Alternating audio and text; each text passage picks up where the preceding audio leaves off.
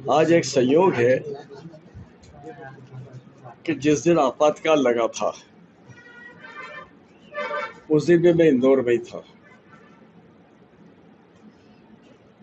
लगभग 50 साल इस बात को हो गए। यहाँ से हम लोगों को भोपाल जाना था। जयप्रकाश नारायण जी का आंदोलन जो चल रहा था उसकी संघर्ष समिति का मेंबर था मैं। शरद यादव जी, रघु ठाकुर जी, मेघराज जी जैन, मैं, डॉक्टर रमेश, हम युवा लोगों की टीम। यहाँ आने पे मुझे मालूम पड़ा, रात के बस से आया, सुबह मालूम पड़ा कि आपातकाल लग गया है, बैठक स्थगित हो गई है। फिर यहाँ हमारे जो वरिष्ठ नेता लोग थे उनसे संपर्क किया। उसमें मामा जी भी थे, माणिकचंद जी वाजपेयी जी भी। कुछ दिन तक हम लोग इधर उधर ढूंढते रहे। फिर अंततोगत्वा तय हुआ कि सत्याग्रह करके जो जा सकते हैं। इस बीच में मेरे पिताजी को भी बंद करके मंडला जेल में भेज दिया था। मेरे गांव से 32 लोगों को भेजा था। पूरे देश के अंदर, अब आपको बताने की जरूरत नहीं है, बात तो सब मीडिया के लोग हैं, जानते हैं, हजारों लोगों को। और उस समय जनसंघ था, भारतीय जनसंघ। तो भारतीय जनसंघ के सभी प्रमुख नेता बेंगलोर में थे। वर्किंग कमेटी की बैठक होने वाली थी, तो अटल जी, अडवाणी जी, मुरली मनोहर जी वगैरह सबको वहीं पे रोक के बंद कर दिया गया। धारा 352 के अंतर्गत आपातकाल जो लगाया, उसके कारण भी आपको मालूम है कि 3 घटनाएं एक के बाद एक हो गई।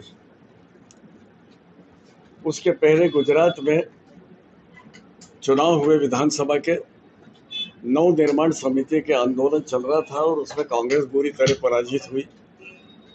उससे कांग्रेस घबराई हुई थी क्योंकि 6-8 महीने बाद पार्लियामेंट का चुनाव होना था।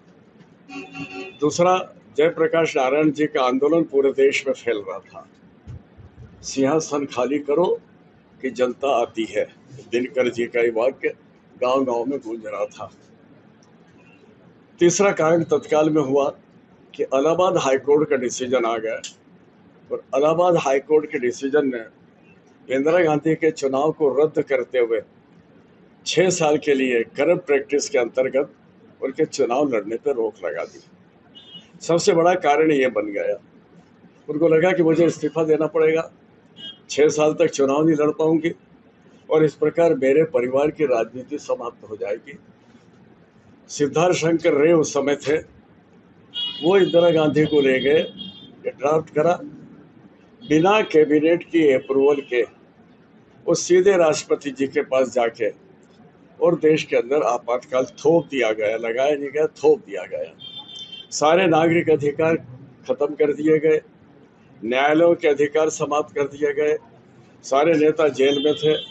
उसके बाद उन्होंने संशोधन करके और पिछली तारीखों में अपनी अयोग्यता को समाप्त कर लिया और इस प्रकार से केवल अपने व्यक्तिगत स्वार्थ के कारण देश में आपातकाल लगाया था। आपातकाल के समय फिर लोगों ने संघर्ष किया। मेरे पिताजी भी जेल में थे, कई लोग गांव सब जेल में थे। संघ के स्वयंसेवकों ने छोटे छोटे बच्चों से लगा के घर घर में पर्चे, पोस्टर लगाना, आंदोलन करना, जेल जाना।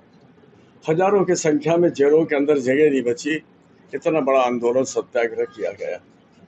परिणाम स्वरूप एक दबाव बना और शायद इंदिरा गांधी के पास में ये रिपोर्ट पहुंची कि यदि ऐसे समय में चुनाव करा लिया तो सब नेता अंदर है, इनको जनता का समर्थन या मदद नहीं मिलेगी, आर्थिक मदद नहीं मिलेगी और मैं फिर से वापस जीत जाऊंगे। ये सोच के आकस्मिक रूप से चुनाव कराया, लेकिन फिर जनता पार्टी की सरकार बन गई, लोगों का जन समर्थन आया। चुनाव नेताओं ने नहीं, लोगों ने जेल के अंदर से चुनाव लड़ा और जीत गए।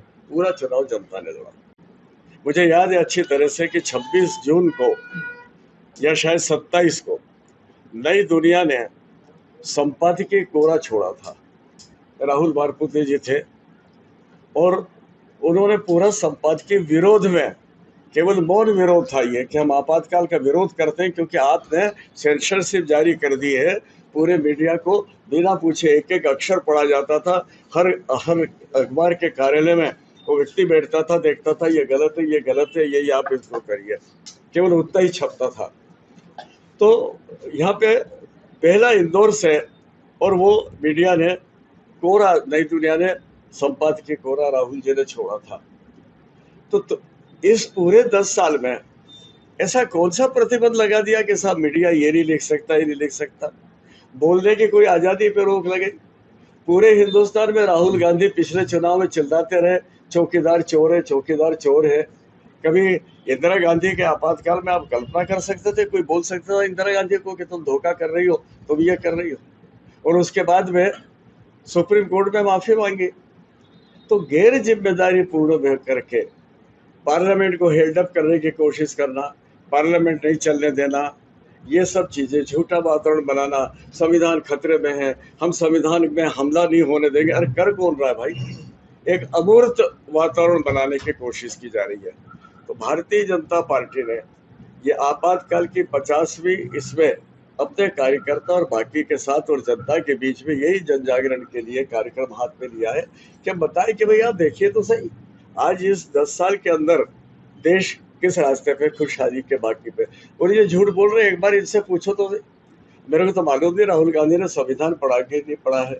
उससे यही पूछो कि भाई संविधान में क्या क्या होता है, भाग होते हैं, अनुच्छेद होते हैं, चैप्टर्स होते हैं, फला होते हैं, कितने अनुच्छेद है, यही बता दे जरा वो खड़ा होकर एक बार पार्लियामेंट में क्या है और किसमें क्या होता है। कुछ तो भी केवल एक किताब लेके आना। पूरे चुनाव के दौरान भी यही कि बाबा साहब के संविधान को बदल दिया, इसमें दलित को ये कर रहे हैं।